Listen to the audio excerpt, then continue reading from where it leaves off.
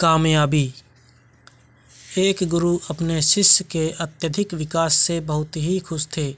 उन्हें लगा कि अब शिष्य का मार्गदर्शन करने की कोई ज़रूरत नहीं है, इसलिए उस शिष्य को एक नदी किनारे बनी अपनी छोटी सी कुटिया में छोड़कर निकल पड़े। रोजाना सुबह स्नान के बाद शिष्य शेर की खाल से बने अपने कपड़े को सुखाने के लिए टांग देता था। यही एकमात्र वस्तु थी जो उसके पास थी। एक दिन चूहों ने उस शेर की खाल को कुतर डाला। यह देखकर शिष्य बहुत ही उदास हो गया।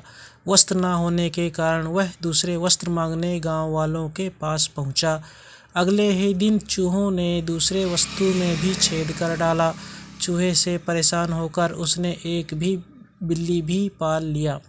अब उसे समस्या चूहों से तो नहीं थी, लेकिन बिल्ली उसके लिए परेशानी का सबब बन गई। उसे अपने खाने के साथ साथ बिल्ली के लिए दूध का इंतजाम करना पड़ता था। एक दिन उसे लगा कि मैं कब तक का गांव वालों से मांगता रहूंगा, क्यों ना मैं खुद ही एक गाय रख लूं। जब उसे गाय मिल गया तो फिर उसके लिए मांगने की जरूरत पड़ी। उसे लगा कि झोपड़ी में चारों ओर घास से इसका काम चल जाएगा, लेकिन इसमें उसके सामने गाय को चराने की समस्या खड़ी हो गई।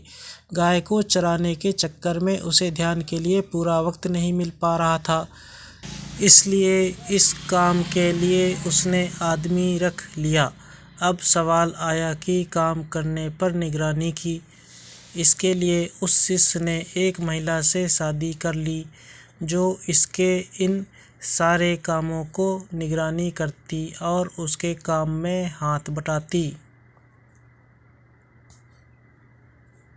आगे चलकर ऐसा वक्त आया जब वह गांव का सबसे धनी व्यक्ति बन गया।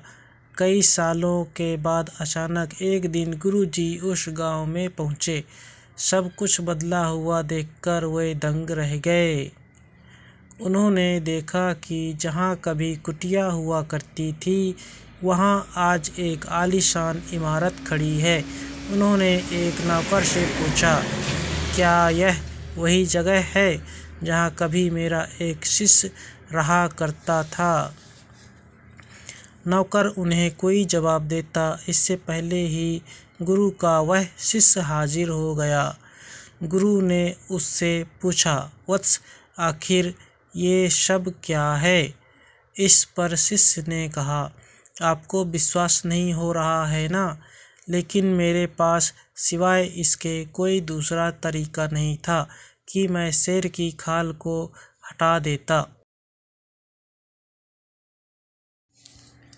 तो गाइज, कहानी अच्छी लगी हो तो प्लीज़ सब्सक्राइब कर लें और वीडियो को लाइक ज़रूर करें।